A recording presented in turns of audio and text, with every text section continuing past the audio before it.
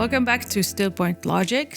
Today, we're turning to a place where our beliefs feel most tender, and I've been hinting about this along the way. We're going to focus on relationships today. Whether it's a friendship, family, or a romantic relationship, this is often where our irrational beliefs take the deepest root. And why? Because I think love is kind of a mirror.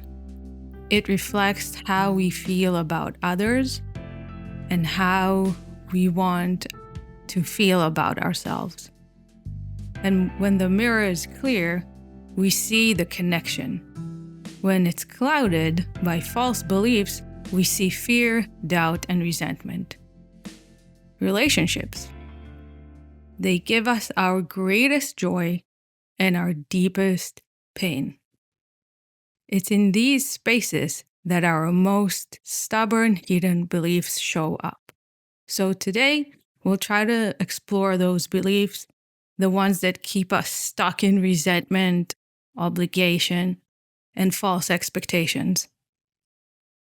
And we'll walk through the full cycle of logic-based reasoning to help shift your mindset towards something more supportive. We'll also step outside the therapy framework for a moment so I can share some personal truth about love and life from my point of view. And these are things that I hope will give you a different perspective to think about. So let's talk about some common beliefs that sneak into our relationships and weigh us down. The first one is I should put others before myself, or I am selfish.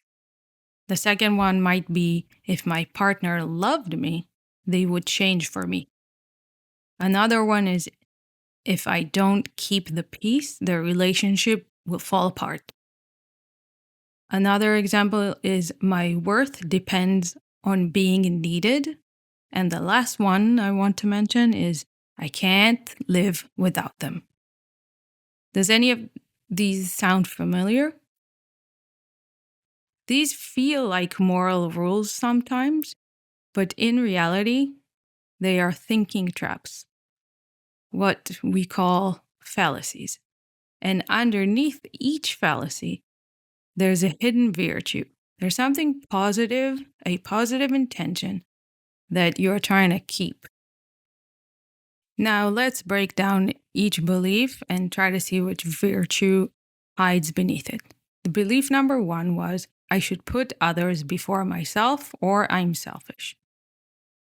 The distorted thinking is probably oversimplifying, seeing only two extremes, either your selfishness or you self-sacrifice. The virtue, you want to find some balance. You want to care for others without losing yourself.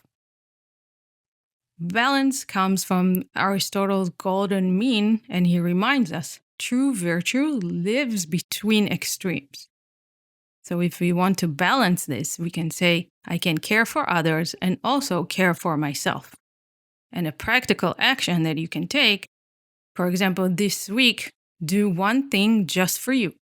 A small act of self-care or a healthy boundary.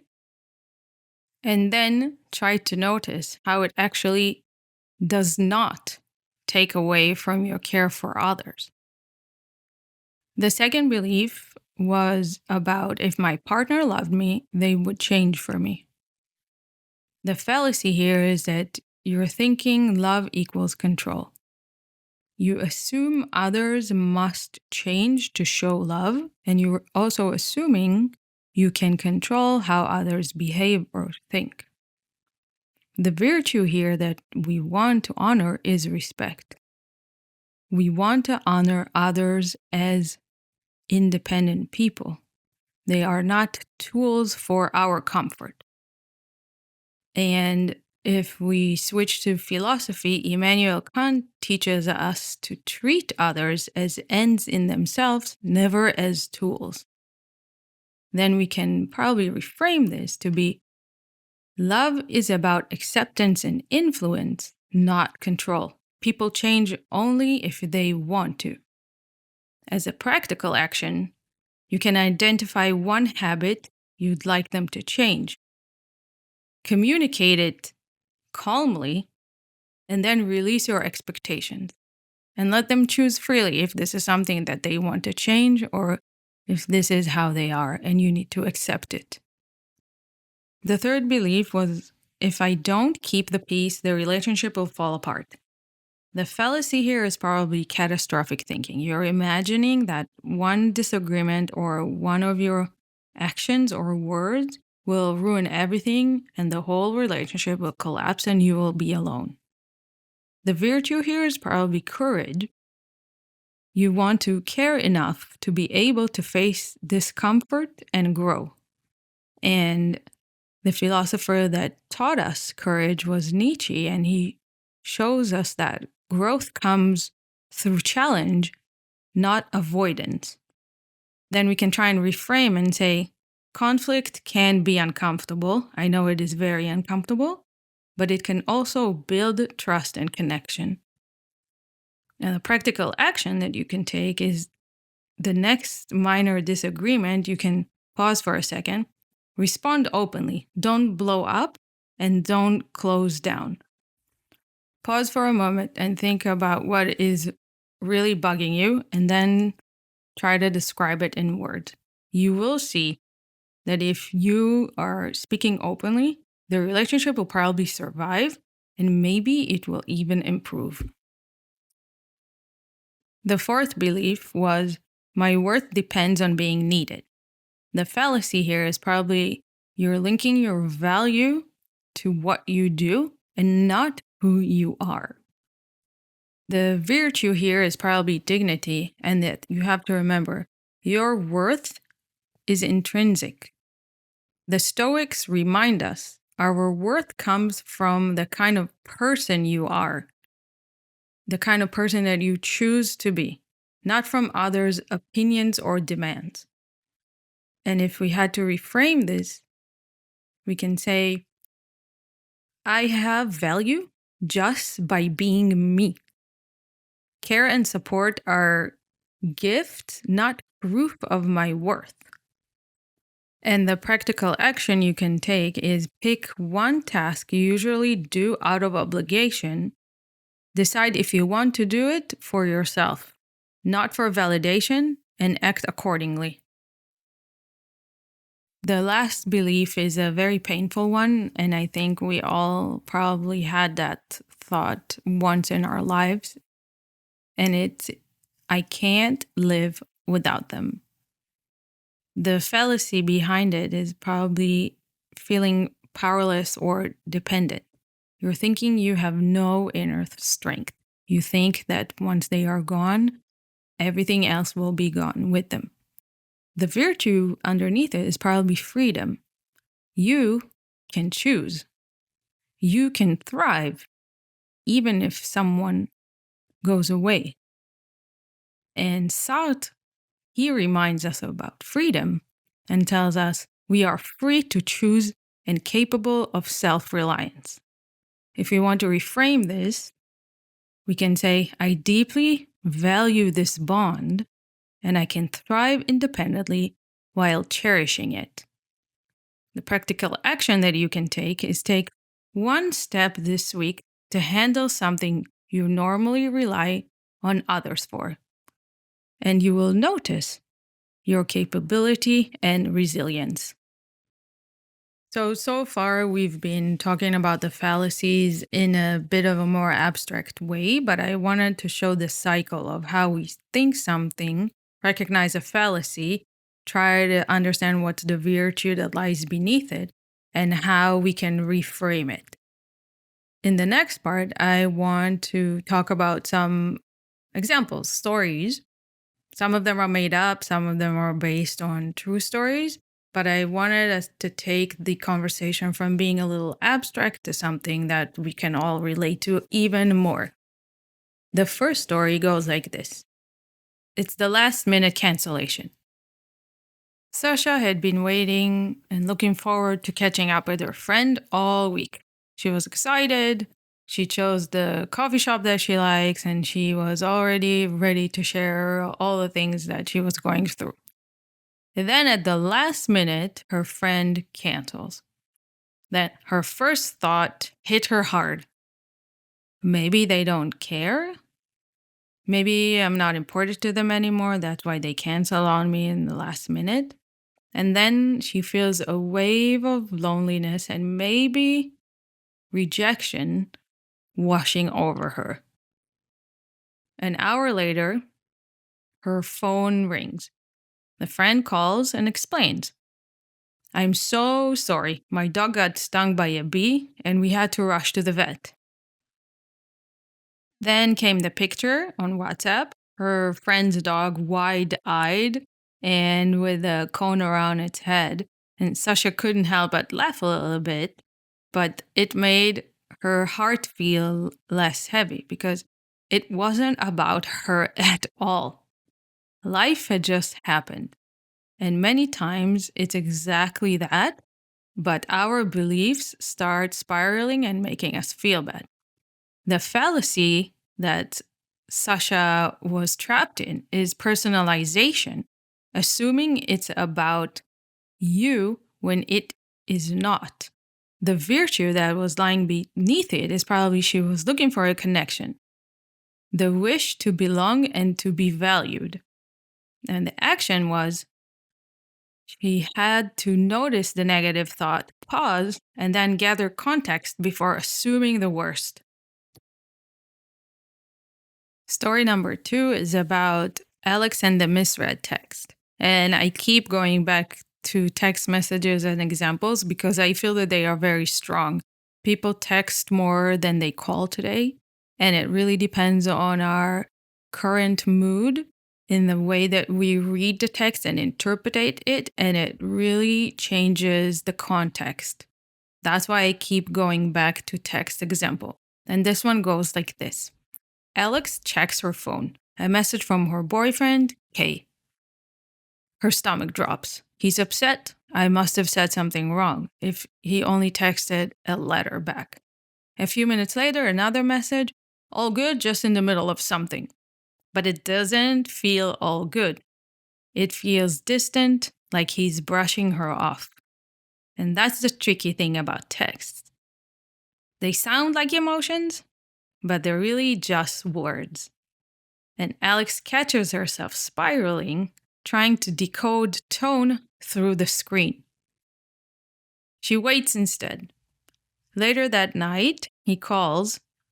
He's cheerful, he's gentle, like nothing ever happened. The story in her mind wasn't about him, it was about fear. The fear of losing warmth. So the fallacy, she was probably catastrophizing. She was turning uncertainty into rejection. The virtue beneath it was probably care, the wish to protect a connection. And the action, when your thoughts rush to fill in the silence, you have to wait. You have to give reality time to speak. The last story is not about a relationship between two people. It's about the relationship that you have with yourself and the words that you choose to tell yourself and describe yourself in your head. And that is because I think that most of us, we got used to using very harsh word and negative ways to think about ourselves and describe ourselves to other people, just because sometimes we feel it will make them laugh if we're very cynical. But I think it is harmful. And I think you should think about yourself in gentle, accepting ways, also when things go sideways. So story number 3 is about the lost wallet. Ben realized his wallet was gone. Again. He tore through his apartment, checked every pocket, retraced every step. Still nothing. And then the self-talk came next. You're so careless, you can't even keep track of simple things. And then he stood there, breathing heavy, surrounded by the chaos he'd made. And then he caught it. That old inner voice, the one that confuses mistakes with identity. He stopped, exhaled, and looked around. Maybe it wasn't about being careless. Maybe it was about being distracted. Maybe I'm tired. Maybe I'm just being human. He sat down, slowed his breathing, and called the cafe. They had it. Someone had turned it in. Not lost, just temporarily misplaced. Like his patience. So the fallacy here was overgeneralizing, turning one slip into a full story about who you are. The virtue is you're probably seeking for more responsibility, the wish to do better. The action, notice when self blame becomes a self attack. But then you have to correct the story. Don't criticize your worth. And now let's go even further, and I need you to listen carefully to this part. We're stepping outside of the logic based rhythm, and I want to talk about a perspective that I would like you to hear. And hopefully, it will help change your mind. You do things for yourself and others because they align with your values, not to meet obligations or prove your worth. You clean your home because a tidy space makes you feel calm and grounded, not because anyone else will notice or appreciate it. You raise your kids because you want them to grow up healthy, confident, and happy, not to impress your partner or prove your worth to anyone else. You care for your dog because their health and happiness matters to you, not because it will make someone else think you are responsible.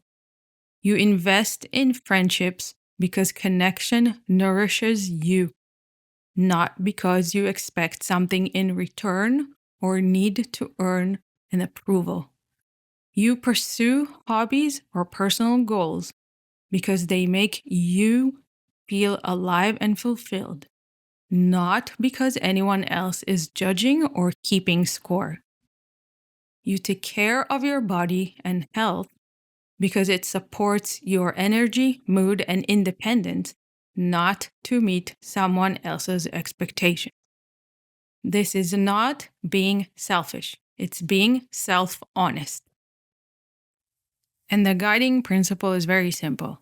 Do what aligns with your values and brings you fulfillment, not because of debt, not because of obligation to someone else, and not because someone is making you feel guilt into doing things. Stop keeping mental lists of who does what. They only weigh you down. Stop expecting people to change.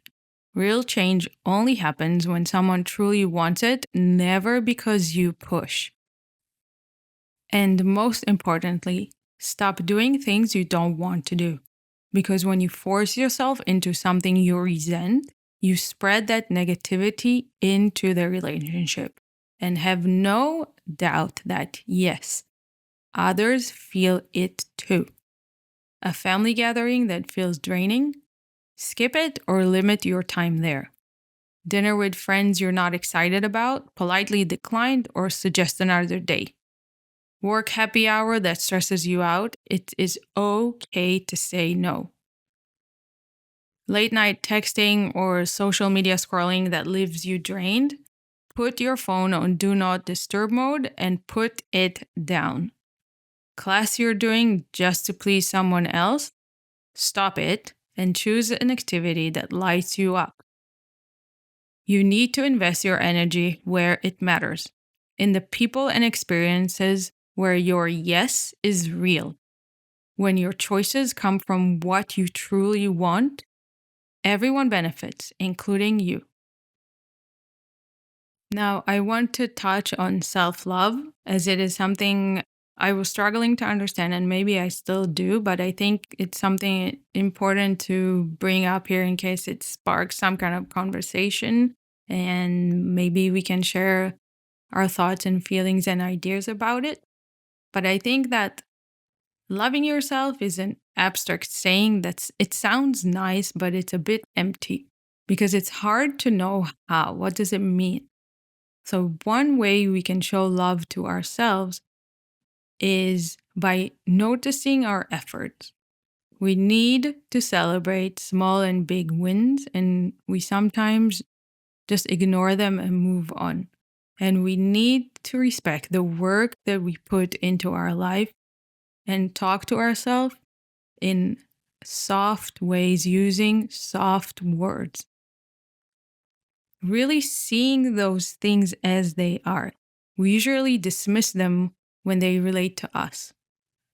So, all of this leads to self respect, and that fuels authentic relationships. When you value your own contribution, when you celebrate your wins, and when you notice the efforts that you are making, you can give more, and you can give more freely without resentment. And here's where the shift happens. The only thing you can truly change is your own perspective, not your partner, not your friends, not your family. When your choices flow from this perspective, grounded in self respect and self love and authentic priorities, relationships start to feel lighter and your presence becomes meaningful. Stepping back from things you don't want to do, it matters. Saying no isn't rejection, it's honesty.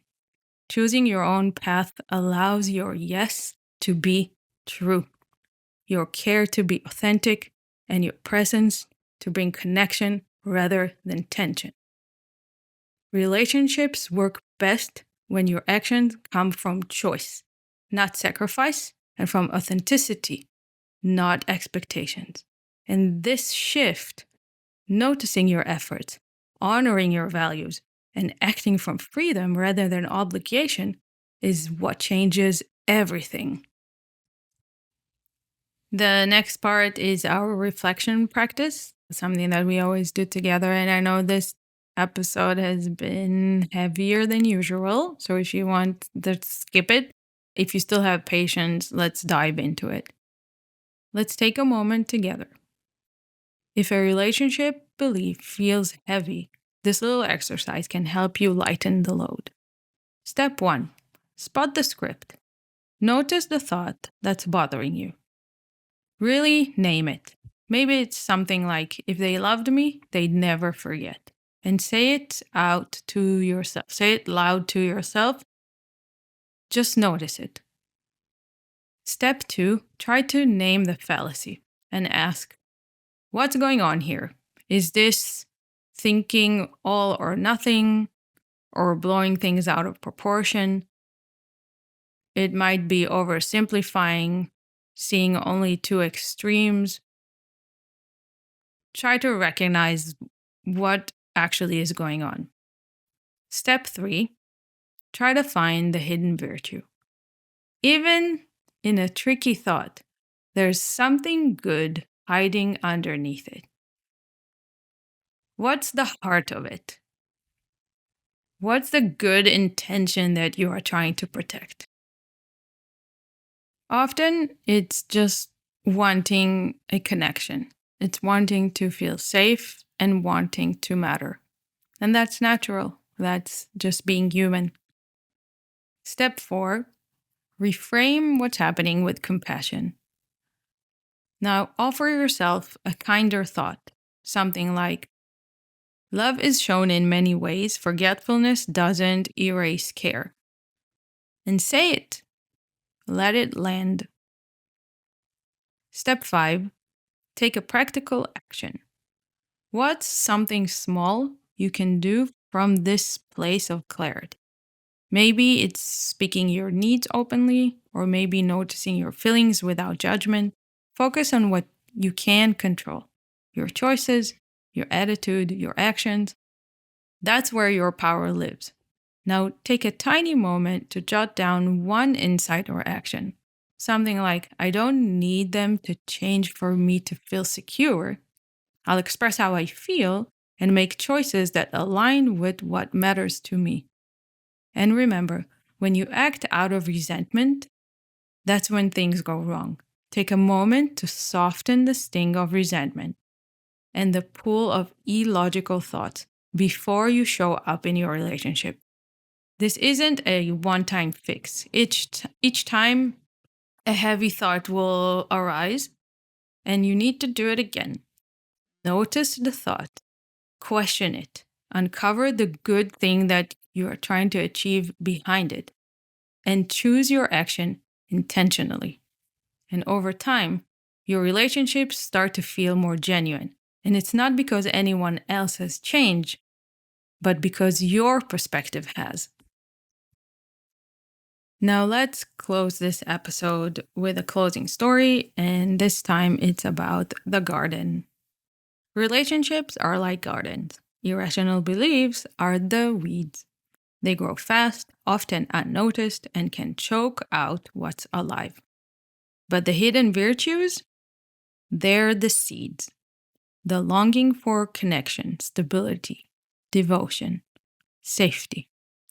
When we catch the fallacies, we're pulling weeds. When we reframe with compassion, we're watering the seed. And over time, love grows clearer, steadier, and stronger. Imagine a relationship as two people holding hands. Not because one is pulling or dragging the other, but because both keep choosing freely to walk together.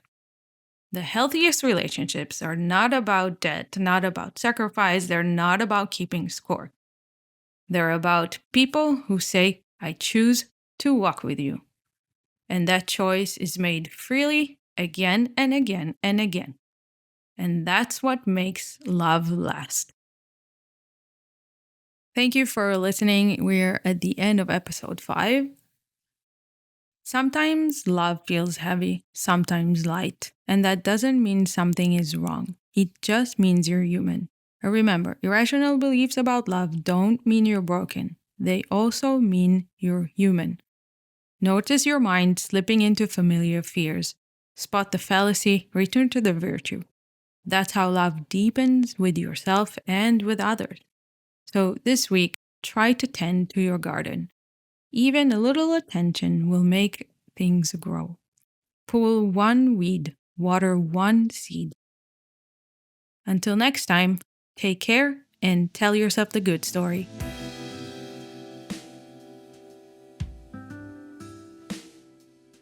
I want to thank you for listening. The reflections in this podcast are inspired by logic-based therapy, a philosophical counseling model developed by Dr. Elliot D. Cohen. I'm a certified logic-based therapy consultant, and what I share here is my own perspective on its principles. This podcast is meant for reflection and learning and isn't a substitute for professional mental health. Take care, and I'll see you next time at your StillPoint.